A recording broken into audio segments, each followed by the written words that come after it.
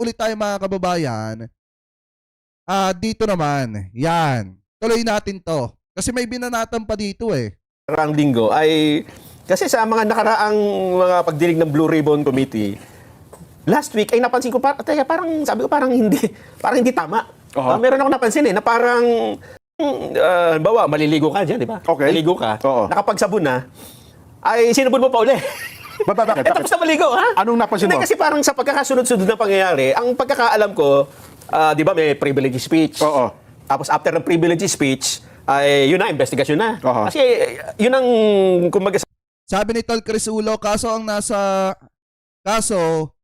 acting ombudsman ngayon ay bata ni Digong si Vargas. Hehe. Hindi parang ang pinapalabas ni Senator Amy Marcos ngayon, parang sinusuhulan daw. Etong si Vargas, mga kababayan, para iurong ata yung kaso laban dun sa mga nanghuli kay Duterte.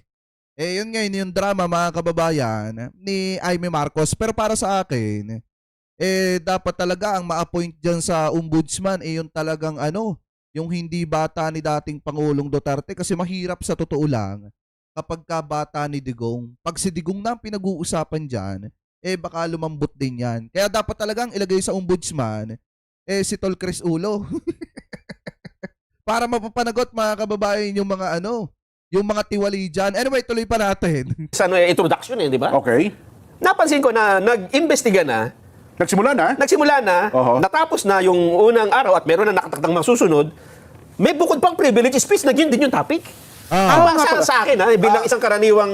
Ang gumawa niya si Senator Ping Lacson. Kung saan nga naman, mga kababayan, meron ng Senate Blue Ribbon Committee na pag-uusapan na daw po yan, pero gumawa pa daw po ng bukod na speech, mga kababayan, etong si Senator Ping Lacson. Hindi nila kayang pangalanan di bilang tayo yung nag-a-analyze, mas maganda yung kilala ng sambayan ng Pilipino yung tinutukoy nila. Diba? Anyway, tuloy pa natin. Taga-Masid at matagal na rin nanonood ng ng mga Senate investigation, ngayon ko lang nakita may gano'n na... Mabuti napansin mo yon, Nelson.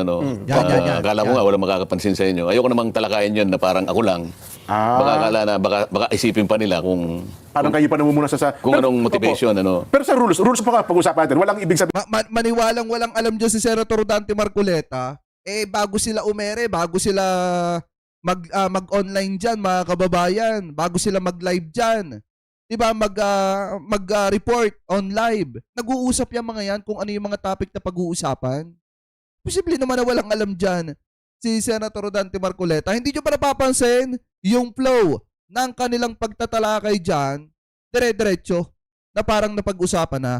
So ngayon, hindi ako naniniwala dyan na hindi alam ni Senator Dante Marcoleta na pag-uusapan nila si Senator Ping Lacson dyan. Sabihin ano pa man. Sa rules ba, pwede pa ba yan sa rules ng Senado? Sa tuntunin ng Senado kasi kapag ang isang bagay, ang isang subject matter ay natalakay na, lalo na yon, isang major committee, yung Blue Ribbon, bawal na yung gagawa ka pa ng sarili mong pagpapahayag.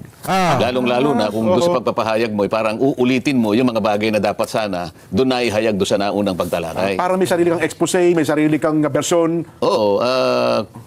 Hindi dapat na ginawa pa yon. Ayun. Kumbaga, kalabisan na yon. Sa tuntunin kasi, bawal na yon. Okay. Kaya lang, pinayagan din.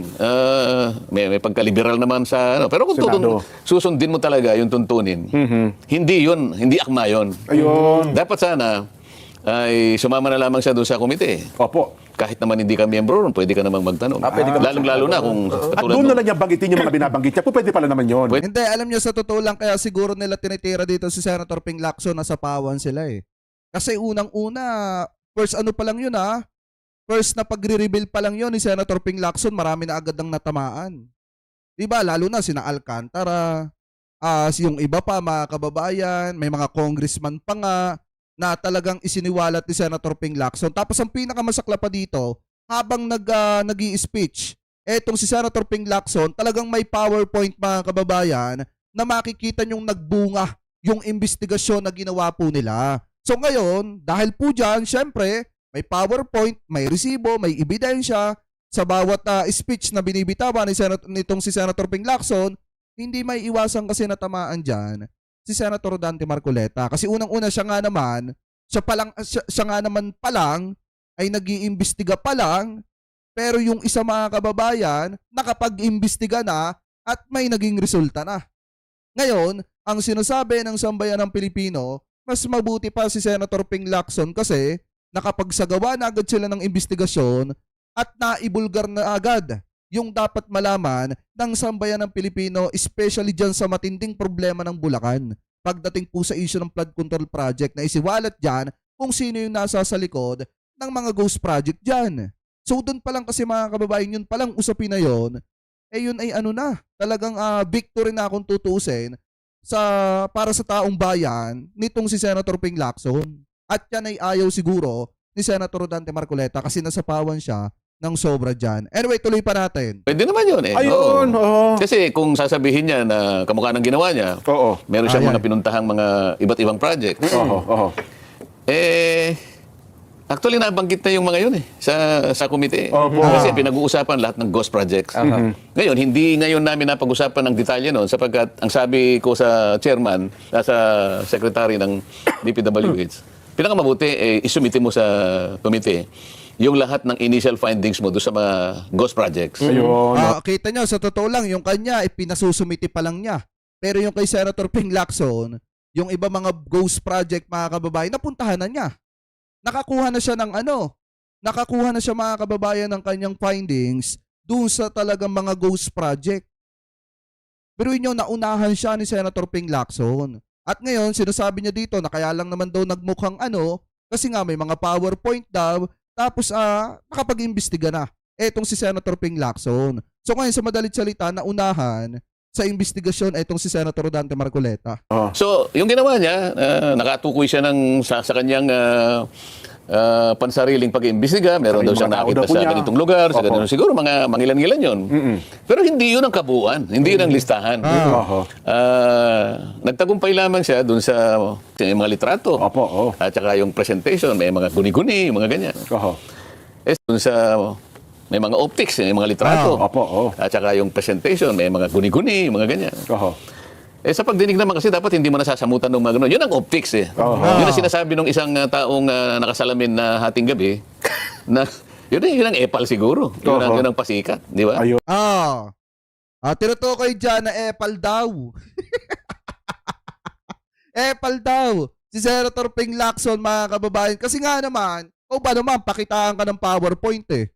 Nakasalansa na dun lahat. Ang tao pa naman, ang sambayan ng Pilipino pa naman kung sino yung malimit maglabas ng ebidensya, kung sino yung malimit magpakita ng resibo, yung pa naman yung tinatangkilik at kinabibiliban. Ngayon, syempre, lahat ng binibitawang salita ni Senator Ping Lacson, lahat yan nakasalansan.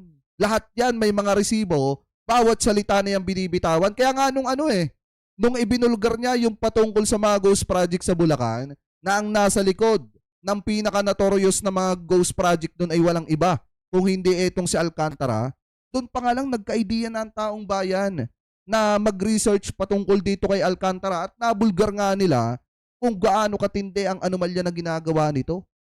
Diba? Ibig sabihin, ito pa nga lang mga kababayan, tingnan nyo iilang mga tao pa lang yung ibinulgar ni Senator Ping Lacson, especially yung nasa DPWH. Biruin mo, may napapanagot na agad. Bakit? Natanggal sa serbisyo eh. Si Alcantara, mga kababayan, at saka yung isa. Diba? So, ibig sabihin may tinamaan na agad doon sa expose na ginawa ni Senator Ping Lacson. So, paano naging epal yun? May naging bunga na agad. Diba? So, ngayon ituloy pa natin. Yun, oho. Pero sa inyo, kasi wala akong narinig na binanggit kayo sa anumang pahayag. Ang sabi ni Tal Chris, hindi na kasi makabiyahe. Si Marcoleta matanda na, mahina na ang tuhod. Sabi ni Chris Ulo po yan, tandaan nyo, Senator Dante Marcoleta. Na tinutulan nyo yun eh. Parang pinalagpas nyo na lang. Ay, ako naman lahat ng gustong magpahayag, kasi naitanong mo lang kung nasa tuntunin ba yun. Sa tuntunin, hindi ganun. Hindi papayagan yung ganun. Kaya lang, may pagkaliberal naman yung mga tuntunin siguro. Lalong-lalo na, matatanda na sila ron. Opo. Ako naman, sabi mo New nga, part na kayo. transfer lang. Bagong transfer lang ako di ba? Kasi kaya ko naman naitanong yan, Jensen. Para kasing, ito pakiramdam ko lang Oo. na kasi may investigasyon na, parang ang gusto nila, the privilege speech, Oo. parang ito ay introduction para sa isang bukod na investigasyon. Na pareho rin ng subject. Na pareho din ng, hindi ba? Katulad dito, baka nabasa nyo rin ito.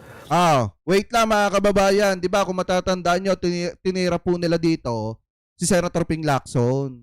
And then mga kababayan, tinawag pa nga ni Senator Rodante Marcoleta na baka yun daw yung paepal na tinutukoy ni Sir Ben Tulfo. So ngayon mga kababayan, basahin natin mga kababayan yung naging buwelta naman ni Senator Ping Lacson dito po sa mga banat ni Senator Rodante Marcoleta. Kasi ayon po dito sa Abante TNT, tunay na tabloidista, kinikredit po natin sa kanila yan sabi po dito, Lacson binuweltahan si Marcoleta. Kung aawayin niya kami, aawayin ko rin siya. Yan yung sabi mga kababayan ni Senator Ping Lacson. So sabi po dito sa Abante TNT, tunay na tabloidista, pinalagaan ni Senador Panfilo Lacson ang paratang sa kanya ni Senator Rodante Marcoleta na umano'y pinakakailaman niya ang trabaho nito bilang chairman ng Senate Blue Ribbon Committee sa pagsisiyasat sa gulo kaugnay ng substandard at Ghost Flood Control Project. Sabi pa dito mga kababayan, sa programa ni Marcoleta sa telebisyon, ipinahiwatig nitong gusto ni Lacson na baguhin ang schedule ng pagdinig ng komite dahil ayaw niyang mamuno ito sa investigasyon sa kontrobersyal ng flood control projects. Sa kanyang TV program, pinipintasan niya kami. Sabi niya, pinanghihimasukan daw namin siya sa kanyang mandato, walang nanghihimasok. Dito, gusto naming lahat maayos ang takbo ng gobyerno, pahayag ni Lacson sa panayam sa DZBB. Yan po yung sabi dito mga kababayan. Kasi nga naman parang ang dating kasi dito, talagang nagagalit si Senator Rodante Marcoleta kay Senator Ping Lacson kapag ka nagsasagawa ng investigasyon mga kababayan etong si Senator Ping Lacson. At parang ang dating din dito kaya nagagalit si Senator Rodante Marcoleta kasi nauunahan siya sa info ni Senator Ping Lacson na dapat nga naman unang-una siya po yung maglalabas nun. Kung tutuusin, parang nga naman yung credit sa kanya ang bagsak. Kaso ang problema, kada may usaping ganyan na sasapawan siya, nauunahan siya ni Senator Ping Lacson kasi mabilis mag-imbestiga si Senator Ping Lacson. So ngayon, tuloy pa natin. Sabi ni Lacson, maging sina Senator Francis Pangilinan at Senate Minority Leader Vicente Soto III ay pinuna rin ni Marcoleta dahil sa pagmungkahi ng independent body para imbestigahan ang anomalya sa flood control project. Tinukoy ni Lacson ang programa ni Marcoleta noong Agosto 29 kung saan pinuna siya nito dahil humiling siyang i-reschedule ang nakatakdang pagdinig ng Blue Ribbon Committee sa Setyembre 1. Ito ay dahil nakatakda ring magsagawa ng pagdinig ang Senate Finance Committee hinggil sa 2026 budget para sa parehong araw. Nakatakdang magsagawa ng pagdinig ang Blue Ribbon Committee tungkol sa flood control project alas 9 ng umaga habang ang Finance Committee ay may pagdinig alas 10 ng umaga na sinimulan ng briefing ng Development Budget Coordination Committee o itong tinatawag ng DBCC hinggil sa Proposal Fiscal Year 2026 National Expenditure Program. Sabi pa dito, sa kanyang programa, tinanong ni Marcoleta ang pangangailangan ng rescheduling at idinagdag pa na talagang ayaw nila na makapagsimula ako ng pagdinig. Yan po yung tingin ni Senator Rodante Marcoleta kung bakit mga kababayan inire-reschedule daw yung pagdinig ng kanyang komite. Parang ang dating, ayaw daw siyang hayaan na makapagsimula ng pagdinig yung kanyang komite. So ngayon tuloy pa natin. Sabi pa dito mga kababayan, paliwanag ni Lacson, hindi lang si Marcoleta ang kanyang pinakikiusapan dahil parehong mahalaga ang dalawang pagdinig. Hindi lang siya ang pinapakiusapan ko. Ang manifestation ko, baka pwedeng paghiwalayin ang petsa kasi parehong napaka-importante. Hindi ko naman minimenos ang kanyang Blue Ribbon Committee hearing. Nire-recognize ko ang kanyang mandato ani ni Lacson. Gusto ko i-reconnect ang misinformation o mispression na walang nakikreate si Marcoleta. Ayokong away. Pero pag inaway niya kami, aawayin ko din siya. Dagdag pa mga kababayan ni Lacson. Sabi pa daw ni Lacson, balak niyang dumalo sa Finance Committee hearing alas 10 ng umaga, ngunit maaari rin siyang dumalo sa unang bahagi ng pagdinig ng Blue Ribbon Committee kung ito'y magsisimula sa takdang oras na alas 9 ng umaga mga kababayan. Kasi nga naman kung tutusin, gusto rin ni Senator Ping Lacson na maka-attend talaga dito po sa dalawang komite na ito. Kasi parehas pong importante ito at parehas talaga mga kababayan na mahalaga ito para sa atin. Kasi unang-una ang pag-uusapan yung fiscal year budget doon po sa Finance Committee. Ngayon naman mga kababayan, ito naman pong Senate Blue Ribbon Committee, ang pag-uusapan naman dito, flood control project. So talagang parehas po ito ay mahalaga sa taong bayan. Kaya dapat talaga ma-reschedule ito at hindi magsabay. Kung tutuusin, para nang sa ganon, magkahiwalay na araw na abangan natin itong dalawang hearing na ito.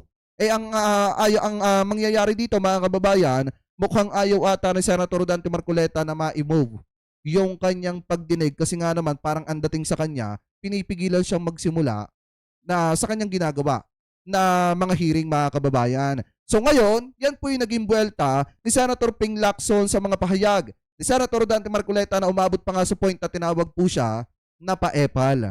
Ano po, pero ayon po kay Senator Ping Lacson, kung gusto daw po ng away ni Senator Dante Marcoleta, aawain daw din siya nito. Kung si Senator Dante Marcoleta ay mga away nga naman sa kanila. So parang ang mangyayari dito, pagka ito ay hindi pa nagkaunawaan, baka magkalabo-labo na yung Senado. 'Di ba walang pinagkaiba sa ginawa ni Alan Peter Cayetano at saka ni Nancy Binay nung panahon na may pinag-aawayan sila sa mismong hearing pa diyan po sa Senado. So ngayon mga kababayan, ituloy pa ulit natin etong mga banat ni Senator Dante Marcoleta kasi bukod kay Senator Ping Lacson, may inupakan din siya dito. Ito, play po natin. Lumilitaw na, ito, si Senador Francis Pangilinan ay nagsabi na siguro mas maganda meron tayong independent commission na mag-iimbestiga sa flood control project. Ang ibig mo sabihin, iba pa doon sa Blue Ribbon Investigation? Commission 2 Ganon. At ito ay nauna, ay sinabi naman ni Senador Kiko Pangilinan, mas maganda siguro merong ipatupad na tayong isang batas. Magtayo na tayo ng Independent People's Commission. Ba? Oo, para yung flood control project ay imbestigahan na natin ng Independent People's Commission. Kaya sa isip ko, hindi kaya ito yung para bang nagtatayo ka ng bahay dito, Sen, di ba? Tapos nakita lang mukhang masasapawan tayo. Magtayo rin tayo. Yung una, naglagay ng mga plano-plano. Tapos ito yung mga magtatayo. Sino ang mga magtatayo? Ito po, si minungkahi ni Pangilinan na pangunahan ng komisyon ni dating Ombudsman Conchita Carpio Morales. Kasama pa si dating DPWH Secretary Rogelio Singson. At isasama pa si Baguio City Mayor Benjamin Magalong. Ang ibig sabihin nito, Senjen, hindi lang plano ang nilatag meron pang detalye, di ba? Kung ano yung So bukod na investigating body ito? Ito, independent body na ito. Mukhang sa tingin ko bilang isang karaniwang mamamayan, baka magugulo, mag-conflict. Kasi meron ng, di ba? At ang alam ko, ang mandate ng Senate Blue Ribbon Committee ay talaga namang mag-imbestiga. Si Senator Kiko Basanay, una, miyembro po ba ng Blue Ribbon Committee? Nag-apply siya. Nag-apply, nag-presenta kayo sarili, isama. Karaniwan kasi, susulat siya. Opo. Kung pwede sana, maging membro ako ng committee mo. Okay. Pinayagan ko. Ayan, so sa madalit salita, miyembro ng Senate Blue Ribbon Committee itong si Senator Kiko Pangilinan na nagmumungkahi na dapat magkaroon mga kababayan ng independent body or komisyon na mag-iimbestiga hingil po dito sa issue ng maanumalyang flood control project. So ngayon pakinggan po natin yung sasabihin pa ni Senator Dante Marcoleta. Technically, miyembro siya ng Blue Ribbon Committee. So ano po ang gusto niya palabasin dito? Miyembro pala siya ng Blue Ribbon Committee, nagsusuwestiyon siya ngayon ng isang... Anong tanong mo? Anong gusto niya nga? Ano gusto niya palabasin dito? Di ba? Hindi mo alam kung anong gusto niya palabasin? Hindi, kasi miyembro siya, tapos nagsasuggest siya ng bumuo pa ng isang bukod na grupo na mag-iimbestiga. Same subject matter. Ano po ang gusto niya palabasin dito? Iniinsulto niya ako.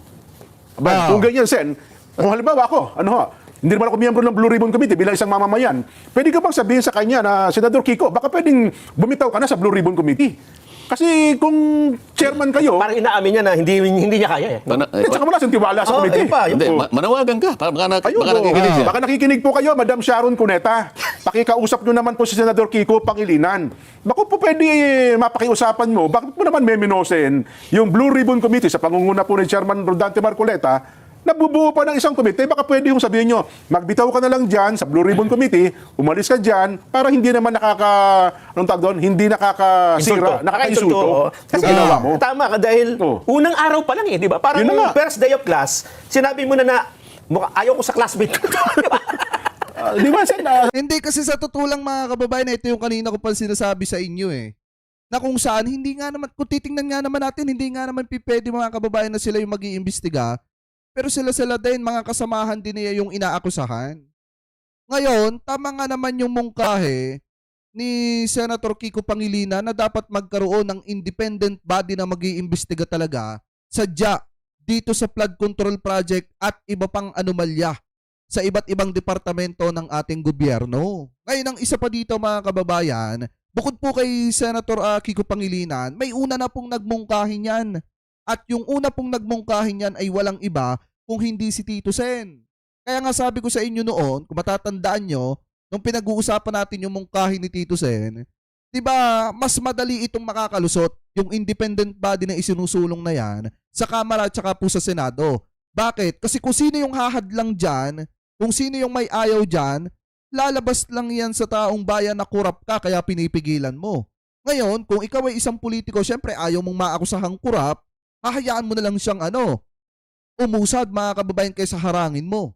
So ganun na mangyayari dyan. Kaya talagang itong gustong mangyari ni Tito Sen na una pa lang na magkaroon ng independent body, kung sakaling maisabatas yan at mapag-usapan sa Kamara, makakalusot po yan sa Kamara. And then pag pinag-usapan sa Senado, makakalusot yan sa Senado. Kasi nga, wala pong politiko na magtatangkang harangin yan. Dahil matatakot sila na akusahan ng sambayan ng Pilipino na kurap kaya hinaharang nila yan. So ngayon, ang problema kasi dito, ba't sinasabi ni Senator Rodante Marcoleta na iniinsulto siya? Kung tutusin, dapat nga naman talaga na mayroong independent body na mag-iimbestiga dito sa maanumalyang flood control project na ito. Sa tingin niyo po, kayo po bilang chairman, Ayun nga sinabi ko sa iyo. Ako, ang pagkakaintindi ko dyan, iniinsulto niya ako eh. Ako naman, ayaw kong iniinsulto ako. Opo. Kaya kung gusto niya akong palitan, magpresenta siya.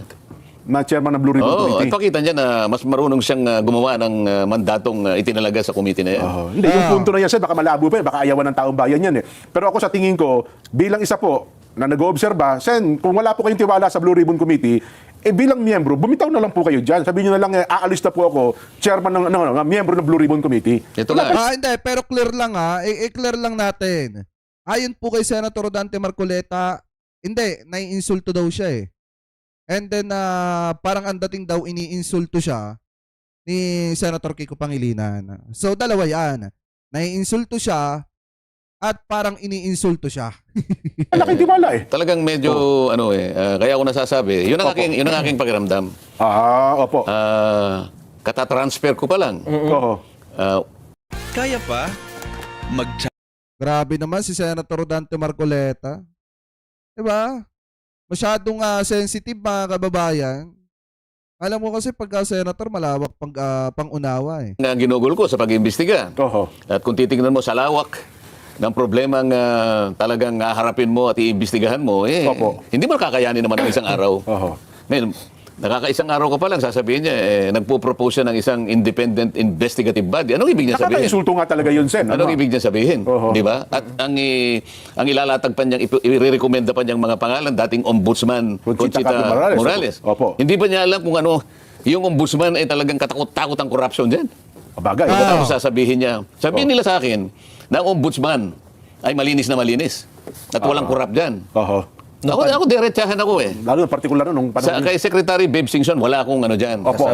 Hindi ko naman talaga siya kakilala. Maaring makakagawa siya ng mabuti rin para sa bansa. Kaya lang, pare-pareho silang naglingkod sa panahon ni dating Pangulong Pinoy eh.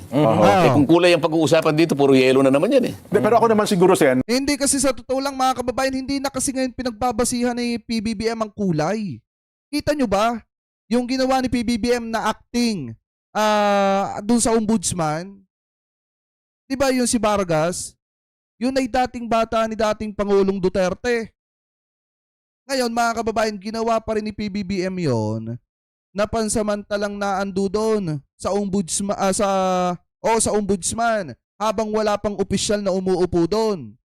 Kung pagbabasehan nga lang ang kulay, di sana hindi na nag-appoint si PBBM ng mga dating bata ni dating Pangulong Duterte. Especially mga kababayan, kung titingnan nyo, wala naman tayong pakialam kung umupo yung mga sinasabi ni Senator Rodante Marcoleta na mga dating dilaw.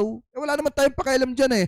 Ang mahalaga, yung magagawa nila at may tutulong nila sa bansa. na para tulungan ang gobyerno ni PBBM na umusad, hindi para tulungan at hilahin pababa.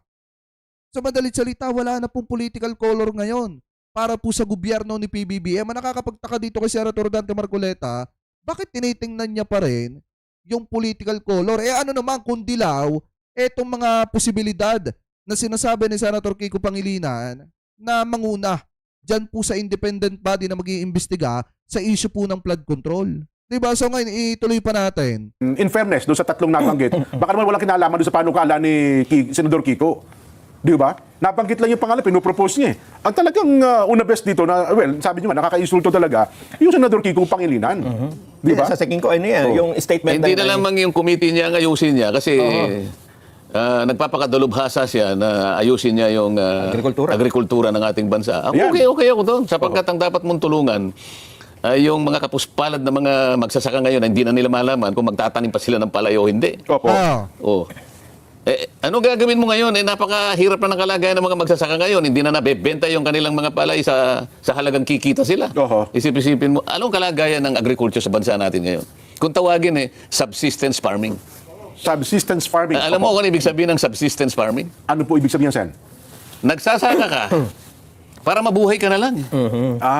Wala ka nang may bebenta para sa ganun sarili mo na kumita lang. ka. Oho. Ito pambuhay na lang ng pamilya mo. Ito yung kaawang kalagayan ng agriculture sa ating bansa. So, survival yan, Sen, pag ganyan. Pagkatapos siya yung kumuha ng agriculture. Oho. Ang una mong tingnan ngayon, kung talagang pinuntahan niya yung buong Pampanga, sige, Ayan. halos binibili na lang 12 pesos per kilo ang palay. Yung hindi nabilad. Yung nabilad, nabilad 11 to 12. Yung hindi binilad, 7 to 8 pesos per kilo. Yan. Saan mo dadalhin ang magsasaka? Oho. Wala pa siyang nailalatag kung anong gagawin niya. Pakikialaman niya itong Oho. magtatayo ng independent investigative body. Naku. Hindi, subukan mo. Oho. Di ba? Ayun. Sana makarating sa kanya. Kung wala ka palang tiwala doon sa komite. Yun daw kanyang proposal na yun ay nanggaling sa panukala ng isa pa. Oo. Si Tito Sen yun, si Tito Sen.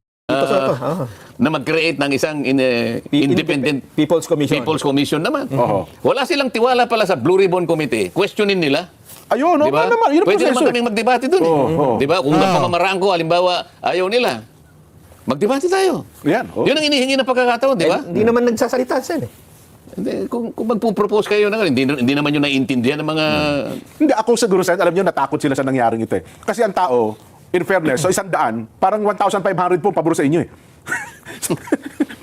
Pangit yun yung so 100 tao, 1,500 ang pabor. Ibig ko sabihin, Hindi. Ito, mga kababayan. Sa 100 tao daw, 1.5 daw yung pumapabor kay Senator Dante Marcoleta. Ito press 1 yung press 1 yung hindi pumapabor. Sa sinasabi ni Senator Dante Marcoleta, press 2 yung pumapabor. Diba? So ngayon tuloy pa natin. Ayan may nag-press 2, dadalawa. Pero okay lang yan. Huwag kayong magaway-away sa ating comment section Ay, shoutout kay Mark Castillo. Ayan, Bogard 1980. Ayan, anyway, tuloy natin. yung unang dating kayo sa Senado, Sen, mukhang iba agad ang dating eh. Yung tao kasi parang, sabi nila, nabuhayan kami ng pag-asa. Meron palang ganito, pwede palang gawin ng ganito. Ako naman, ha? Oo. Ang analysis ko dyan, Jen, ang tingin nila dito ay ang tinitingnan nila dito yung 2028 election eh. Oho. Kasi mukhang nasa pawa na sila ng Rodante Marcoleta. So hindi sila makaangat-angat ngayon. Sabi nila, paano tayo aangat ngayon sa 2028? Paano tayo? Baligtad mga kababayan. Baligtad yung sinasabi nila dito. Ano nasapawan? Ano nasapawan ni Senator Dante Marcoleta etong ano? Ano nasapawan mga kababayan? Unang-una siya nga ang nasapawan ni Senator Ping Lacson eh. Diba? Kaya nga siya nang gagalaiti dyan. Kaya nga tinitira mga kababayan nila etong si Senator Ping Lacson, sinasabihan pa nila ng EPAL. Kasi nga, nasapawan sila ni Senator Ping Lacson. Diba? So ngayon, ituloy pa natin. Tayo magpapakitang gilas nasa pawan tayo. Ang mainit na issue ngayon, flood control. Paano natin ipapasok yung agriculture? Ikaw, anong ipapasok mo? Hindi, flood control din kasi ito mainit. Binigay nga sa akin ng Blue Ribbon, kasalanan ko ba yun? Oho. Oo. Yun na nga. Hindi naman sila nag-apply siguro ron. Oho. Nung ako, sabi ko, pwede nyo bang ibigay sa akin yan? Wala Ayan. namang kumontra. Oho. Tinatanong ako kasi. Sabi ko, gusto ko sana yung Blue Ribbon. Po naman. Pwede naman nilang hindi ibigay sa akin. Hindi, naibigay ko na kayo, hiningi ni ganito. Wala Oo. naman eh.